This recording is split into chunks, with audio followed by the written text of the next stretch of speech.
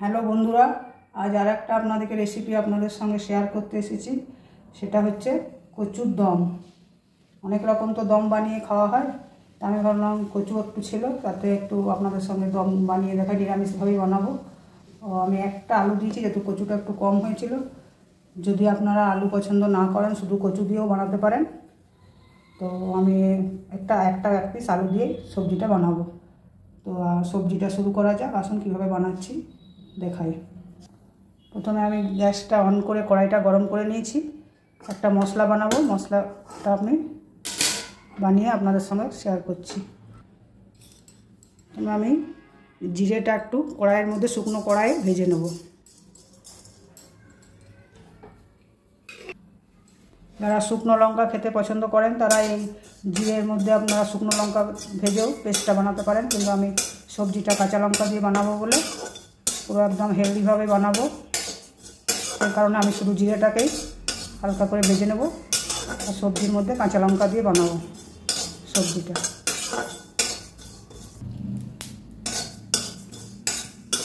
জিরেগুলো ভালো করে ভাজা হয়ে গেছে, এবার আমি কড়াই থেকে নামিয়ে নেব।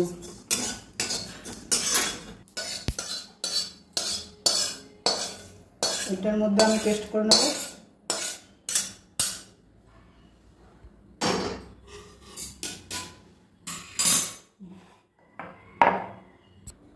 এবার আমি সবজিটা বানাবো।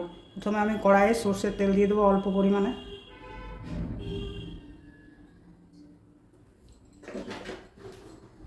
তেলটা গরম হয়ে গেছে, এবার আমি আলুগুলো হালকা করে ভেজে নেব।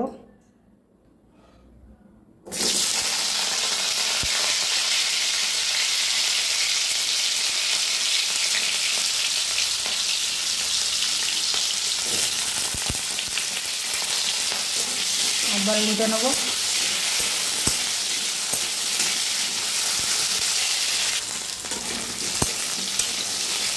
আলুগুলো আমি এরকমভাবেই ভাজবো। এবার আমি কচুগুলো দিয়ে দেবো।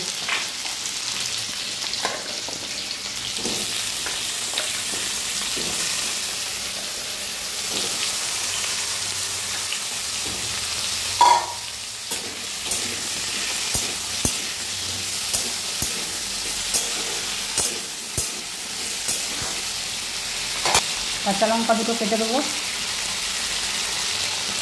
ঝালটা আপনারা নিজের পছন্দ অনুযায়ী দেবেন। সবজির পরিমাণ একটু বেশি হয় তাহলে লঙ্কাটাও একটু বেশি দেবেন।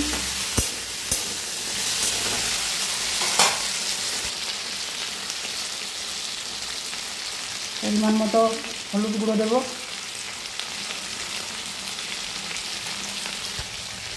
পরিমাণ মতো লবণ দেবো।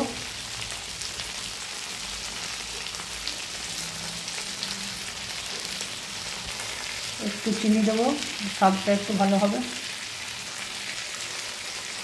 ভালো করে একসঙ্গে সব কষিয়ে নেব।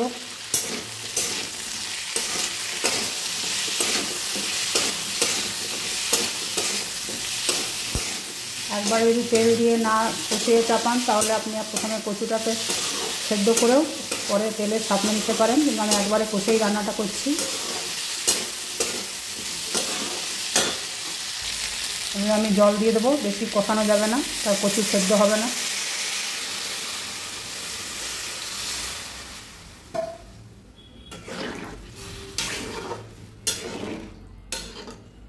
এবার আমি যে মশলাটা ভেজে রেখেছিলাম ওইটা পেস্ট করে রেখে দেবো।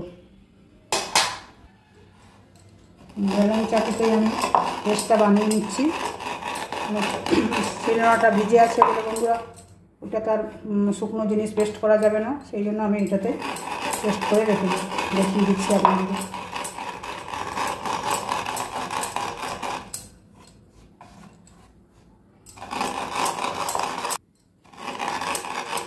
বন্ধুরা, যাদের মিক্সি গ্রাইন্ডার নেই বা শিলনোড়াতে বা বাটতে যাদের অসুবিধা আছে তারা এইভাবে বেলন চাকিতে পেস্ট করে নিতে পারেন, এটাও খুব একটা খারাপ হবে না।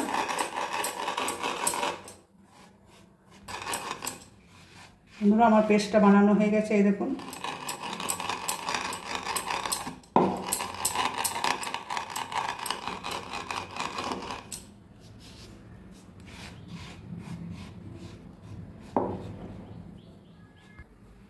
আমি কচুটা সেদ্ধ হওয়া পর্যন্ত বন্ধুরা অপেক্ষা করব। 10-15 মিনিটের মধ্যে ফিরে আসছি। বন্ধুরা আমি ফিরে এসেছি, দেখি কচুটা আমার সেদ্ধ হয়েছে কিনা।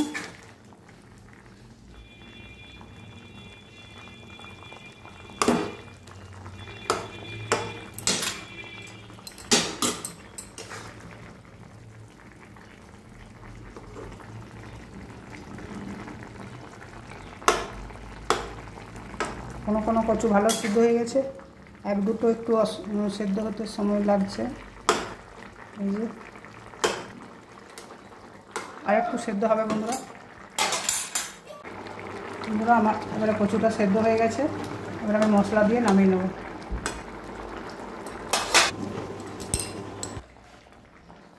এবার আমি ভাজা মশলাটা দিয়ে দেবো।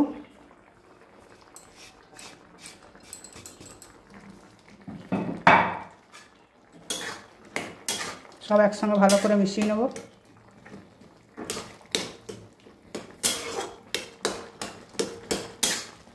দারুণ একটা গন্ধ উঠছে বন্ধুরা। এইভাবে নিরামিষভাবে হালকা কচুর দমটা বানাবেন, দেখবেন এই বর্ষার সময় খেতে খুবই ভালো লাগে। একটু রসা রসা হবে, মানে পরে আবার কচুতে টেনে নেবে।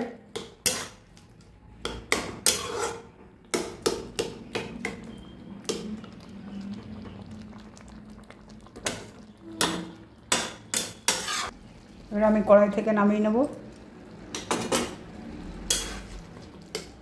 বন্ধুরা রান্নাটা যদি আপনাদের ভালো লেগে থাকে তাহলে প্লিজ একটা লাইক অবশ্যই করবেন, আর শেয়ার আর সাবস্ক্রাইব করতে ভুলবেন না। এখন একদম ইউজ হচ্ছে না, জানি না কেন হচ্ছে না, বা আপনারা আমার ভিডিও আর দেখছেন না। তাও বললাম আপনাদের কি পছন্দ জানাবেন কমেন্টসে, সেরকম অনুযায়ী রান্নাটা করব। আপনাদের অসংখ্য ধন্যবাদ জানিয়ে আমি ভিডিওটা শেষ করলাম।